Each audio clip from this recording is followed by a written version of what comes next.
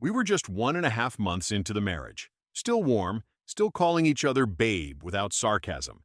The kind of phase where people look at you and say, "Oh, you two are still in the honeymoon stage."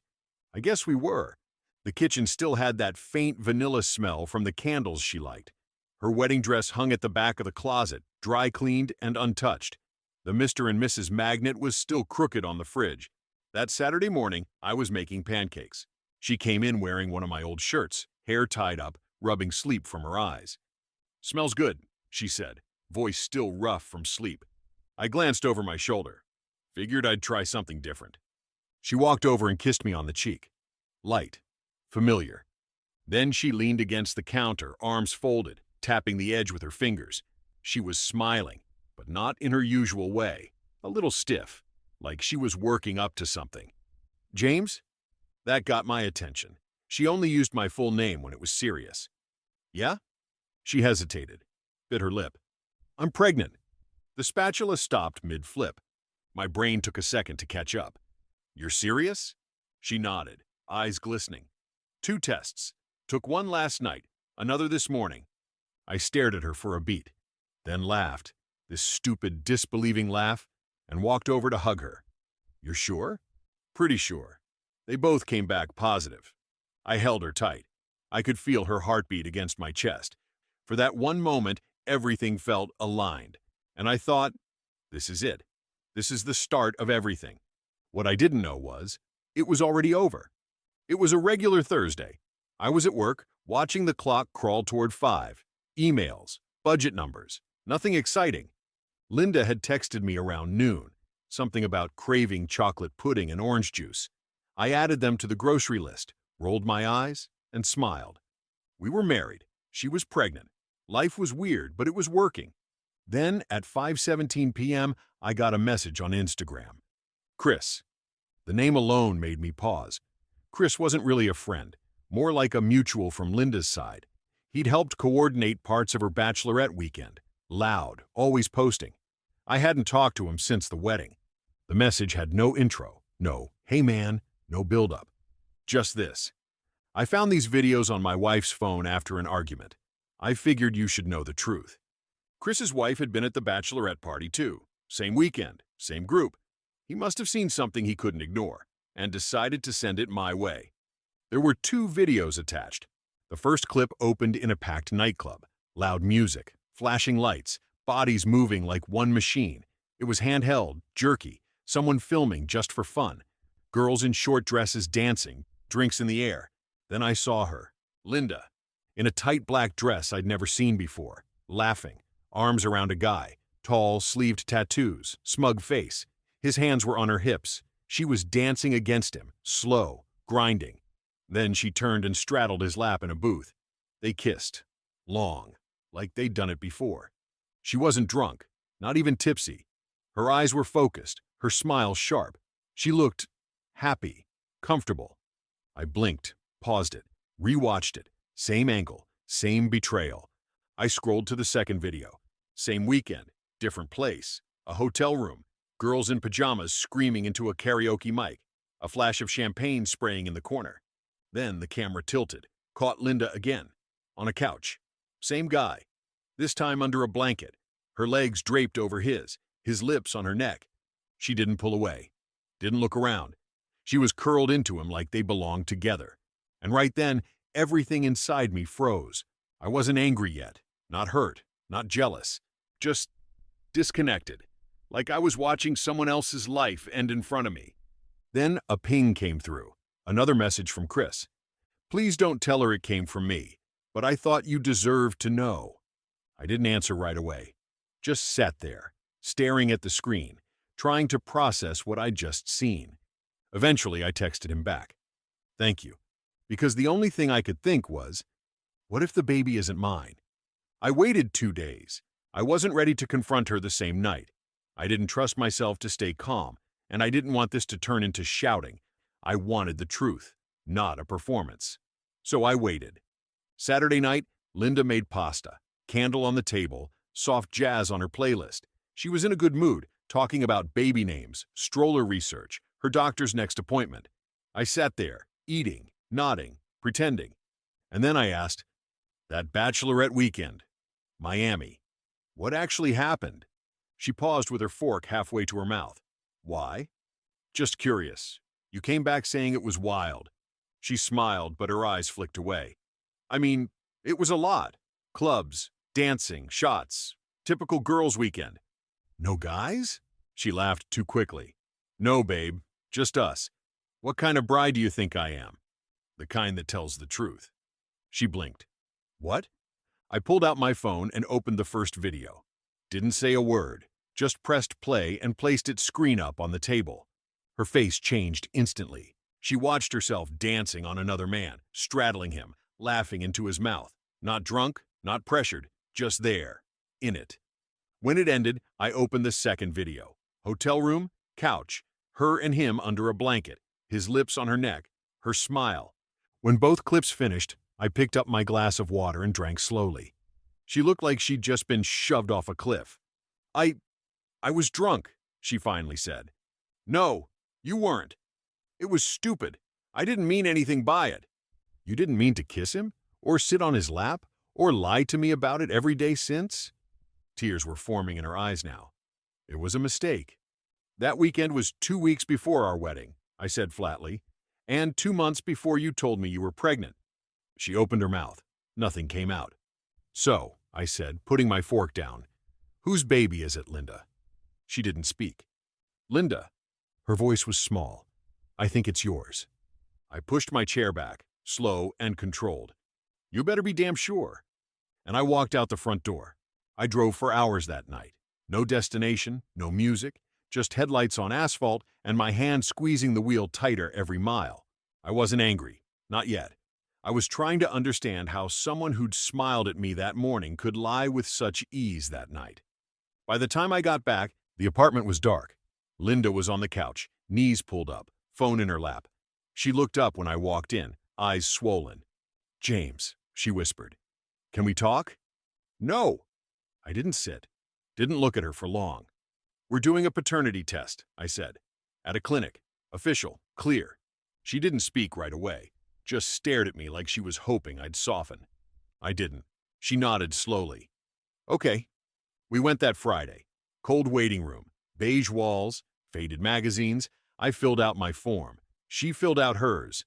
They swabbed her first, then me. No eye contact, no small talk. We were strangers sitting side by side. Just quiet. We were told the results would be ready in 3 business days. That weekend was silent. She tried to act like things were normal. Made dinner, folded laundry, asked if I wanted to watch a movie. I didn't answer half the time. I couldn't unsee the videos. I couldn't unhear her say, I think. On Wednesday morning, I got the email at work. Subject, paternity test results. Line 1, probability of paternity, 0.00%.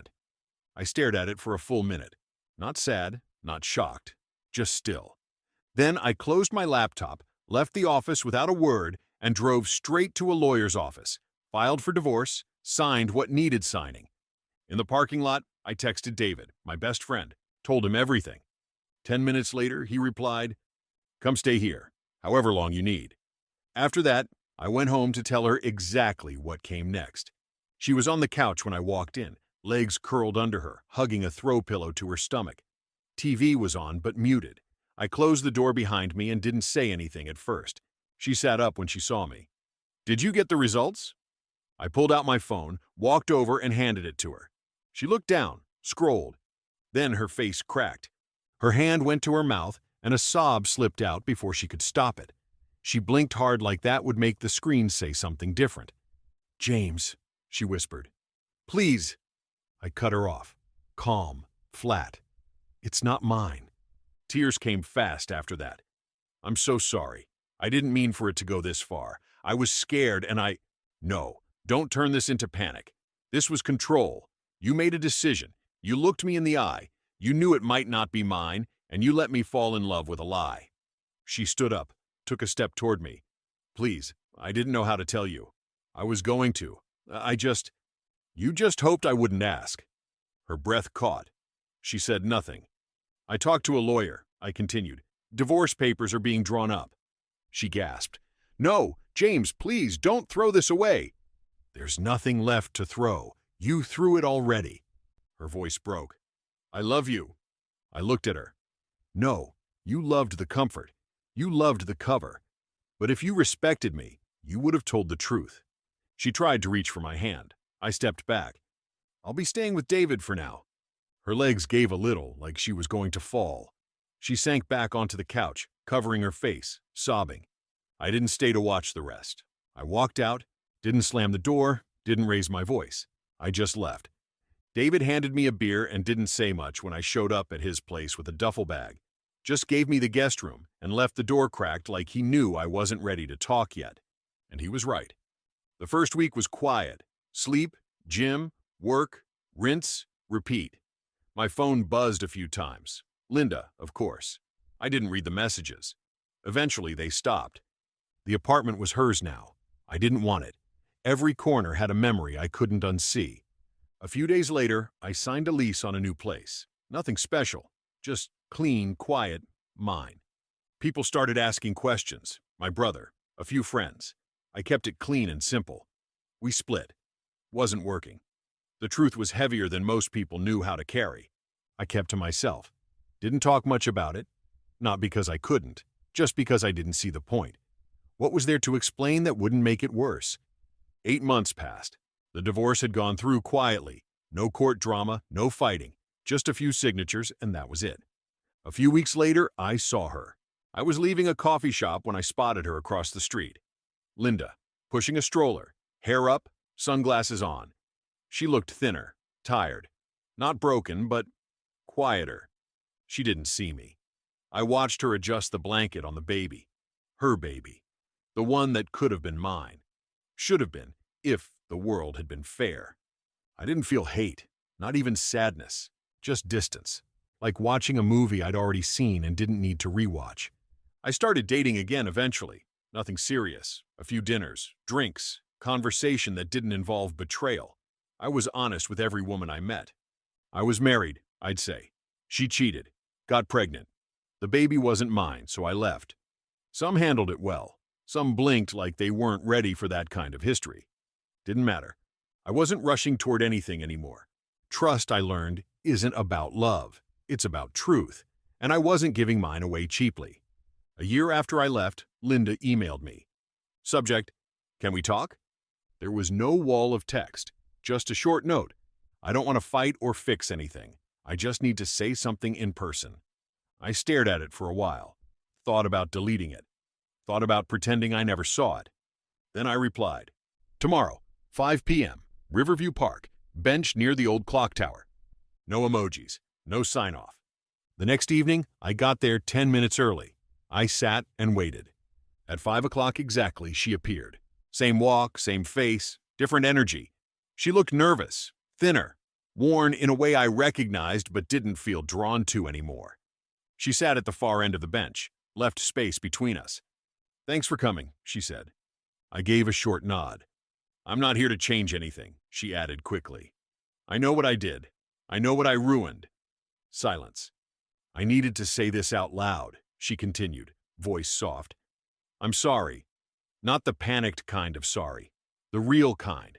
For lying, for pretending, for making you believe something that wasn't true. She glanced over, eyes glossy. I see your face in my son sometimes, and it kills me. Not because he looks like you, but because I imagine the father he could have had. I didn't say anything. Let the words hang there.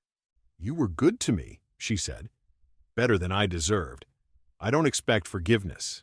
I wanted you to know I've never stopped regretting what I did to you. I nodded slowly. I'm not angry anymore, I said. But that doesn't mean we can be friends. She didn't cry this time, just exhaled. I figured. I stood. I don't hate you, Linda, but I don't trust you, and I don't need either of those things to move on. She nodded. I understand. I turned and walked away.